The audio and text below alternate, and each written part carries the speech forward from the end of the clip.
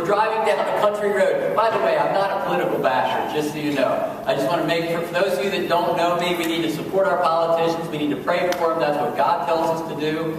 Leaves no room in His Word to be bashing on them. We need to be praying for them. However, having said that, a busload of politicians were driving down a country road when all of a sudden the bus ran off the road and crashed into a tree in an old farmer's field. The old farmer, after seeing what happened, went over to investigate. He then proceeded to dig a big hole and bury the politicians. A few days later, the local sheriff came out, saw the crashed bus, and asked the old farmer where all the politicians had gone. The old farmer said he had buried them. The sheriff asked the old farmer, "The coroner wasn't here. Are you sure they were all dead?" The old farmer replied, "Well, some of them said they weren't, but you know how the politicians lie." I'm sorry. Okay.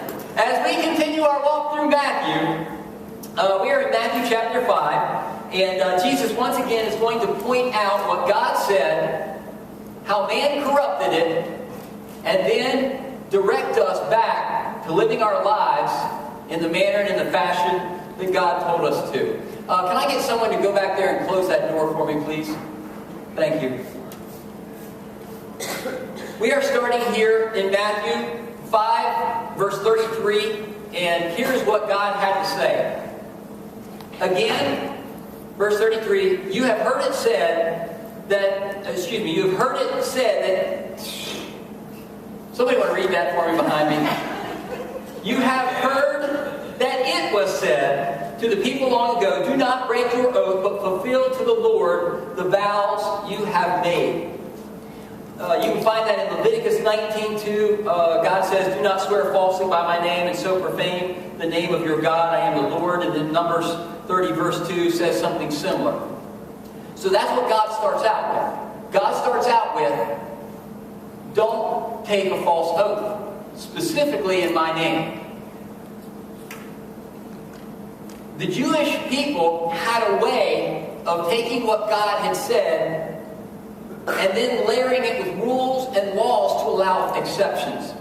And that's what prompts Jesus to continue into verse 34, where he says, what I tell you, do not swear an oath at all, either by heaven, for it is God's throne, or by the earth, for it is his footstool, or by Jerusalem, for it is the city of the great king. And do not swear by your head, for you cannot make even one hair white or black. Here's what they did. They took this, do not swear by God's name, and then they started to find ways around it. And what they did was they made it so that making oaths that were not specifically in God's name, well then those oaths were actually okay to break. In fact, the further you got away from swearing by God's name, the more you were free to break the oath and not be wrong. So, what they did was they said, by earth, by Jerusalem, by heaven. Heaven was actually pretty close. They had some responsibility in an oath that they made by heaven. But basically, they were deceptive in the way that they would do it. And not only that, but here's the funny part. Jesus actually brought one in and said, not even by your own head, because that's what the Gentiles did. So he covered not only the Jews, but he covered the Gentiles here. What they would do, literally, is it'd be like, man, I'm telling you, honest, I swear by the heavens that what I'm telling you is the truth. Sounds kind of funny, doesn't it? Or I swear by the whole earth that what I'm telling you is the truth. And I thought about it, I thought, well, that's kind of weird sounding. But then I thought about what we say. Cross my heart, hope to die. I'll swear on the stack of Bibles right now that what I'm telling you is true. Or if I'm lying, I'm dying. May lightning strike me if I'm not telling the truth. Whenever somebody says that, just get out of there. I swear by my mother's grave, generally she's not dead. And with God as my witness, we have these sayings of our own. Generally, we can also, I have my fingers crossed. So we have our own weird way of saying the same thing. But they would use these oaths when they intended to break the oath. And Jesus takes all of this institutionalized falsehood because they literally had written books. I mean, they had, in their law, they had a whole chapter set aside for here's when you can break your oath, and here's when you have to keep your oath. It had been institutionalized for hundreds of years as to how to go about cheating one another. And Jesus takes all of this, and he basically says, stop it. It's evil. In verse 37, he says, all you need to say is simply yes and no. Anything beyond this comes from the evil one. Or in another version that I grew up reading, it said, simply let your yes be yes and your no, no. And here's what Jesus is saying. He's saying essentially, you should never have to distinguish between the truth and a falsehood coming out of your mouth. Because every single word that you're supposed to say is supposed to be true. And the funny thing was that about shocked his audience to death. They had literally, their culture was built around their ability for deception. And it's funny because for us to grasp this, it's hard because even though people lie a lot in our country, and people just, it's kind of an inborn thing. People lie. Matter of fact, there's been studies done that say it's impossible for people not to lie. Having said that, we still, in our Christian culture, think that lying is wrong. They didn't. They literally had thousands of years of training on how to become the best liars they could be. I mean, they had worked this into every part of their culture. You remember Jacob and Laban. Jacob made a deal with Laban where he could marry, after 7 years of hard work, he got to marry Rachel. He loved Rachel. And what Laban did was Laban switched out Rachel for her older sister, Leah. And said, well, she was the older one. I had to give you her first. In another 7 years, I'll give you Rachel. And so he went on, and that was just part of the deal. Abraham, when he went into a different country, and there was a king there named Abimelech, and his wife was really hot. Abraham had a smoking wife. And he went in, and he realized they were probably going to kill him to take his wife. So he lied about it and said, she's my sister. There's a whole story about that back in Genesis. You can go back and read these if you want to. But literally, it was a part of their culture. If you got one over on somebody, that was a win. You were a hero in business if you could do that on a regular basis. That was just who they were. It was part of their DNA. And Jesus, one more time, stepped down into a watered-down interpretation of God's law, and he restates the spirit that God intended for that law to carry. Jesus intended that our yes should mean yes, and that our no should mean no. God intended that his kids walk in integrity.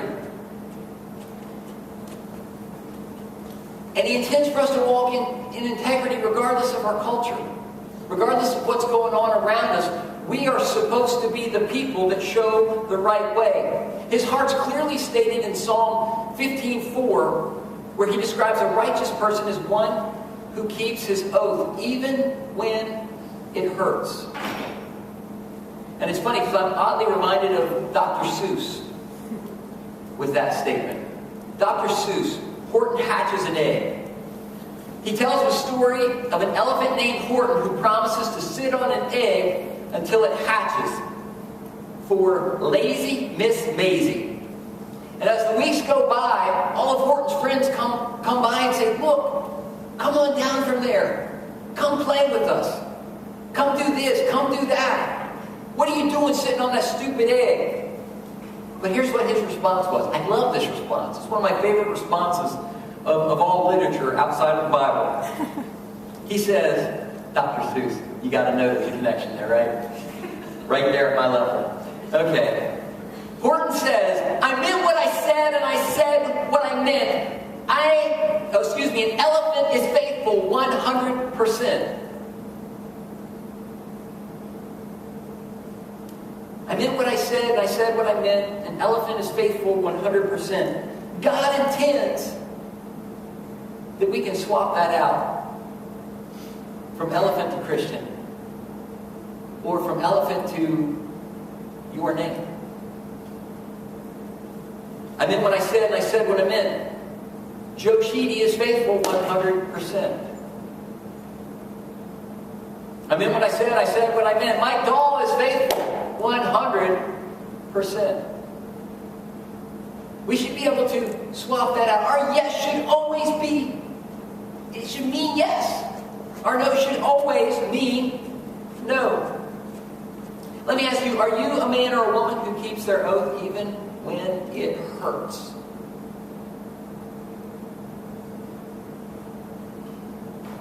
How is your integrity? Studies tell us that 91% of the people lie most of the time. 86% said that they lie to their parents regularly. 75% say that they lie to their friends. 69% say they lie to their spouses. By the way, I just want to throw this out. Last week I said, to divorce-proof your marriage, you have to help build and benefit. One of the things I realized as I was preparing for this week is you got to be truthful when you're doing it.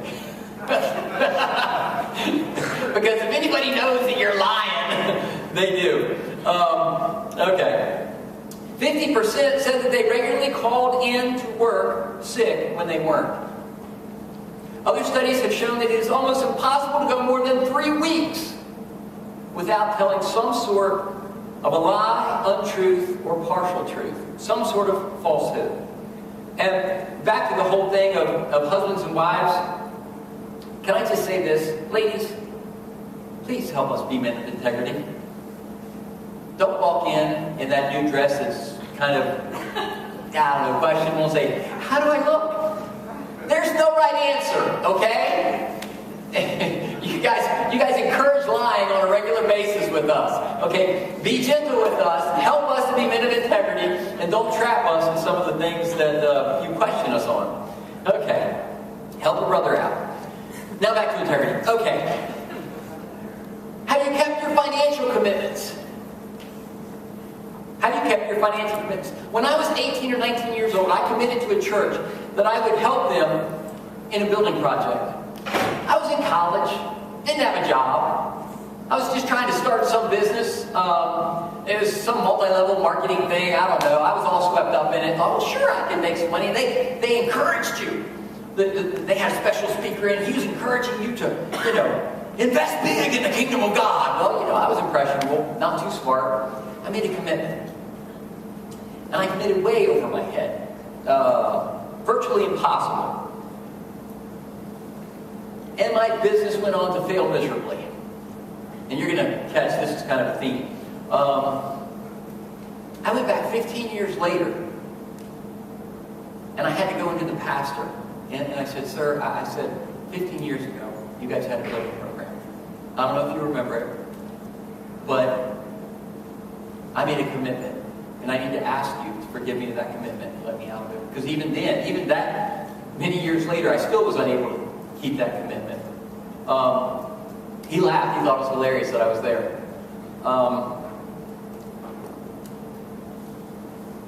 But I had to be there. I had to pursue it to its end because as I came to Christ, I realized that integrity is terribly important. That was 18, 19 years old. When I was in my early 20s, you're going to find a theme here. I had a print bill for, I want to be a songwriter-singer, so I went and got some letterhead stationery printed up, that said I was in the business kind of thing. And so I could send out tapes to different places. And the bill came like 2 months later, and I wasn't able to pay it. So I went back 10 years later with my $200 and something odd to pay the bill. They had sold the company. Nobody had any record of anything, but I went ahead and I paid the bill because that was the right thing to do. So I paid the next owner. Then in my mid-20s, there's more commitments that I made that I had struggled keeping. I had a calf business on a farm. Raised these cute little calves. They were wonderful. And I would go, I'd buy them at the livestock auction. I would raise them to a certain point, and I'd sell them. And I had one particular customer, and he was a really good customer. And I guaranteed him that if the calves did not have babies, I would refund 50% of what he paid for the calf. And all that seemed reasonable.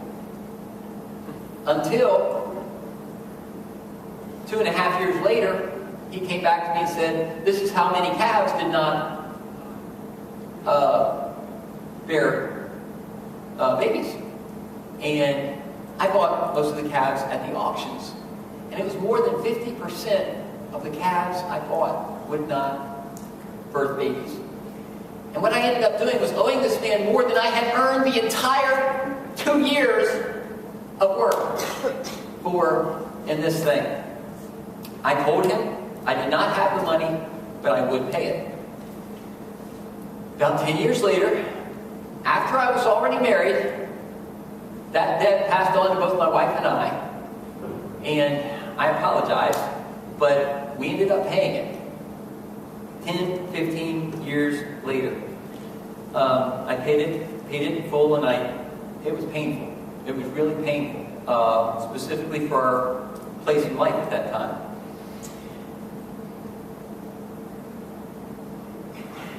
I know, it's kind of heavy. I had a pastor, and I'll give you, the guy that was my pastor during this time, and by the way, that was a thief. I made a mess of it and then had to clean up my mess over and over again. Sorry, but your pastor was not perfect. There was a lot of maturing, and it's really good that she came into my life somewhere along the way. I had a pastor who was my pastor during this time. When he first came to Christ, he was sitting in his apartment and he was praying. And he looked around the apartment and suddenly realized that every single item in that apartment was either stolen or he had purchased from someone who he knew had stolen it. He had really inexpensively furnished his apartment. He went back and took back every single piece that he knew where it was supposed to go, and then he took all the other pieces back to the guys that had stolen it. And he did this and almost got sent to jail for doing it.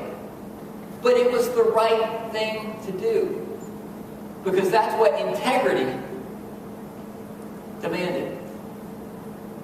And I say that to say, when God gets you, He really gets you. There's no room for doing it your way. He will not allow you to continue life without integrity if you come to Him. He requires integrity. And single ladies. Oh, single ladies. Okay. If there are any single ladies out here, I want to say this, and I want it to be real clear. If you want to find a real Christian man, one that is honest, and I mean that really follows God, because I've seen loads of Christian men walking in and out the doors that I would not let my daughter date. If you want to find a good, right, solid Christian man that you're going to look back 10, 15 years and say, wow, I'm glad I married that guy. If that's what you're looking for, find a man with integrity. A man who has integrity, not just in big things, but in the littlest of things. Because that's what God doesn't call us just to the big stuff. He judges us as to whether or not we're able to handle the big stuff by the little, teeny, tiny things in life. Have integrity in the little stuff. The small stuff counts. Now, how about your marital commitments, folks? It is no accident that Jesus follows up the section on adultery, and then divorce, and then He comes to commitment. He comes to letting your yes be yes and your no, no. How are you doing on your marriage commitments? Loving, honoring, cherishing. Honoring and cherishing, by the way, that's just a choice. You choose what you honor in your life. You choose what you cherish in your life. How are you doing with that commitment? Because I know y'all, if you're married, and you got married in this culture, that's what you said you would do. Honor her and cherish her. How are you doing? No, actually, honoring for the wife, cherishing for the husband, if not both ways. Okay, what about commitments made to your kids? My kids hate me. They do. I had Grace reading this with me this morning. She's like, oh, when I got to this point, she just tell me, I hate you about this.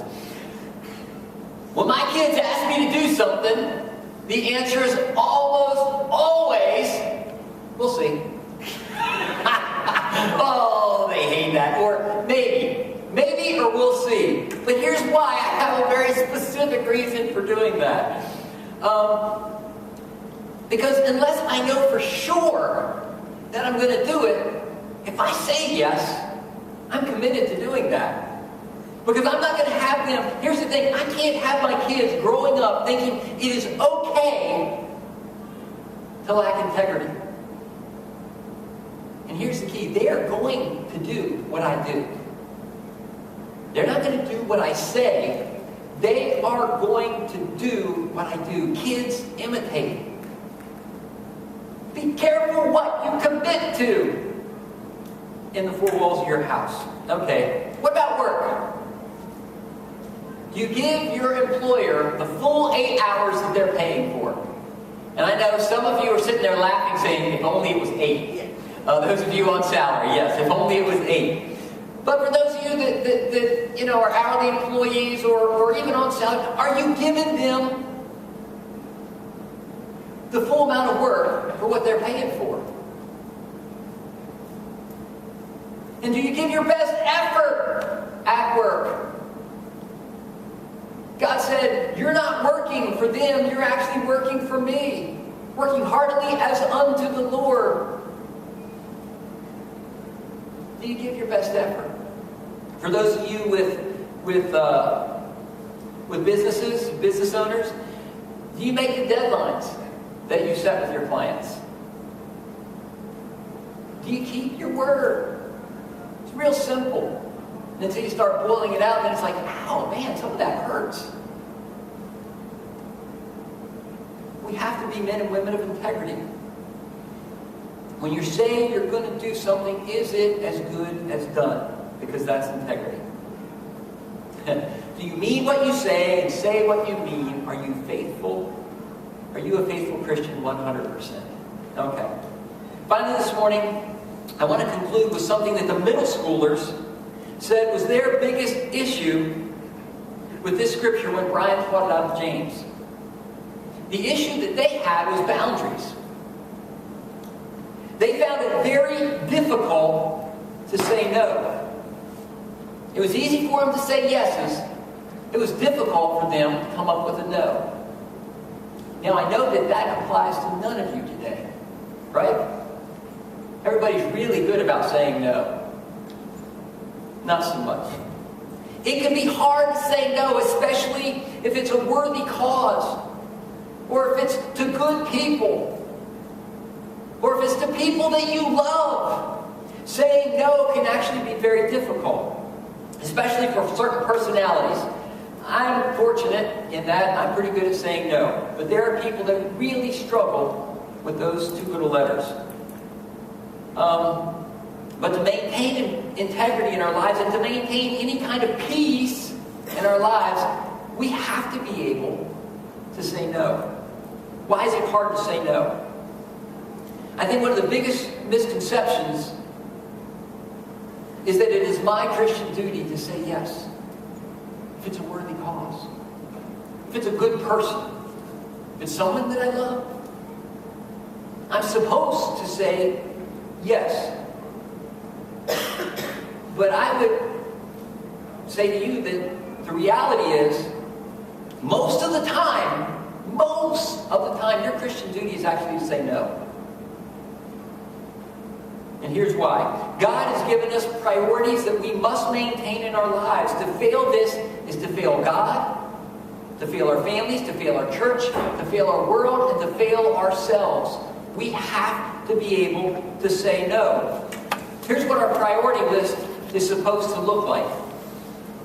Our first priority in life is supposed to be God. Our second priority in life is supposed to be our family. Our third priority in life is supposed to be our church. And the fourth priority is supposed to be the world. Do you guys remember when I taught on priorities here? I had like a little setup of Legos, and it was a little pyramid. And if you set it up right so that the base was the widest, and then you kept getting, each layer got thinner, man, you could pound on that thing with a hammer and it wasn't going to break. But you get the priorities mixed up and you flip it over, any kind of pressure on the thing breaks it right in two. That's kind of the way our lives are. We have to have our priorities set. If we don't, we make a mess of things. Your Christian duty is actually to say no to anything that would attack your priorities. And here's the problem: life itself attacks it. A study was done to see how much time it takes to accomplish all of our daily tasks adequately. The findings of that study said that it took 40 hours a day to do everything that we have to do in our lives adequately. And all the women said, amen. So what we end up doing is we end up cheating things. We end up finding ways to cut corners to get everything done. We microwave our meals, we hire housekeepers, we go to Jiffy Lube, we go to auto car washers and detailers, we have guys come in to maintain our houses and hire specialists in literally any and every area that we can find, because we can't do it all ourselves. It's literally impossible. And the problem is, even with all this help, we still cheat on the things that we are supposed to keep as priorities. And our big sins in life are not what we say no to, but they're actually what we say yes to. That's our biggest area of sin. Are all the things that we allow to get in the way of what God said is this is the way it's supposed to work. And here's the test. If you're wondering, how am I doing with that? How am I doing with my priorities? Here's the test. Do I get enough time for God daily? Do I get enough quality time with my family daily? Do I have enough time to both attend and serve at my church? Not daily. Do I have enough time to share Christ with those who don't know Him yet? It's only when you can actually say yes to those that you have the proper time for all those things that are priorities. That's the only time when you're actually saying enough no's in your life. It's hard to wrap around, isn't it? I'm going to say it one more time. We really need grace, don't we? We do. We are a yes-laden, over-busy society. And God is telling us and calling us to say no. Another reason we say yes is that we want people to like us. The problem is we're surrounded by people with their own agendas. And their agenda is not to make sure that you maintain your priorities. Their agenda is to make sure you meet whatever need or whatever want they happen to have. And they'll take essentially everything that you'll give them, everything you have, and then they'll ask for more. That's the reality of life around us. We have to learn to say no. And if you do not become skilled at saying no and refusing people time, space, and energy, you cannot fulfill the demands that God has placed on your life. And here's the difference between God's demands on your life and the demands that other people will put on your life. Here's the difference. God's demands lead to life and peace and joy and good, and in the end, heaven. People's demands will lead to stress and frustration and failure and loss and pain. You must say no to some of their demands in order to say yes to God's. Or put another way, you sometimes have to say no to the good to say yes to the best. That makes sense. Finally, let me share with you what set me free in all this. Specifically in the area of boundaries. This is what I didn't recognize when my wife got this book called Boundaries, and I started reading through it, and I realized, oh my goodness, this one thing came as a revelation to me. God is a God of boundaries. It's as much a part of His character, boundaries are, as holiness and righteousness and love and all those other pieces and parts of who He is. Boundaries, healthy, right boundaries, are a part of who He is. And who are we supposed to become like? We're supposed to become like Christ. We're supposed to be moving constantly. Our lives are supposed to be moving in that direction. And He's a God of boundaries. He says, here's a boundary. It's called sin. Don't do it. And He wasn't worried about whether it's a popular decision. He says, this is the way it is. Fortunately for us, everything that He laid down as a boundary is a good thing. It helps us. It blesses us. It keeps us safe. He even went so far to say, if you continue to break this boundary and sin, your consciences will become seared. I will actually turn you over to a reprobate mind just to do whatever you want to do. When I say reprobate mind, what's a better word? Apostate, I don't know. Whatever word you want to, He'll just abandon you. Say, fine, go your own way. God actually is, He says, here's the line. And He's really not concerned whether we're happy about it. He is a God of boundaries. When He says yes, it's always yes. When He says no, it's always no. He's not a God, He's not a man that He should lie, the Bible tells us. He's the one that put heaven and hell there. Imagine if that was you. It can't get any heavier than that, but He's got no problem standing up there and dividing the sheep and the goats. He's a God of boundaries. We need to live our lives with healthy and proper boundaries. Okay. So here's the question. What do we do with what I said here today? First thing, you got to stop lying. You can't lie. You got to get rid of any and all falsehood that you have in your life. Jesus says there's no room for it, period. This is the way to live life. You have to be truthful. Second, let your yes be yes and your no, no. That goes back to the falsehood. You got to keep your word even when it hurts. If you were stupid and opened your mouth and said the wrong thing, like some idiotic 18-year-old saying, sure, I'll give $3,000 when he doesn't have a penny to his name. If that was you, like it was me, even when it hurts, you have to keep your word. And I gave, I just wasn't able to give enough. 3, become skilled at saying no and creating healthy boundaries around your time with God, around your time with your family, around your time with your church, and around time being spent sharing God's good news. You got to become skilled at it. You and I have to become men and women of boundaries and integrity, and as a result of that, glorify God with our lives.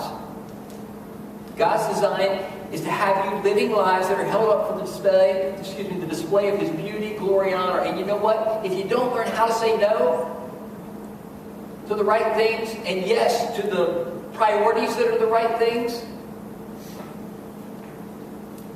you won't be able to live a life that is truly the very best that it could be. Because again, God's design is always for our best. It's always for our best. He wants to hold you up and say, man, this is how beautiful it is when people do what I say to do. That's His desire with our lives. But we've got to obey. Okay. His way is always, always, always the best way. Let your yes be yes and your no be no. And be wise in how you choose when to say yes and when to say no. I know it's a heavy sermon this morning. Are y'all still with me? Yep. All right, let's pray.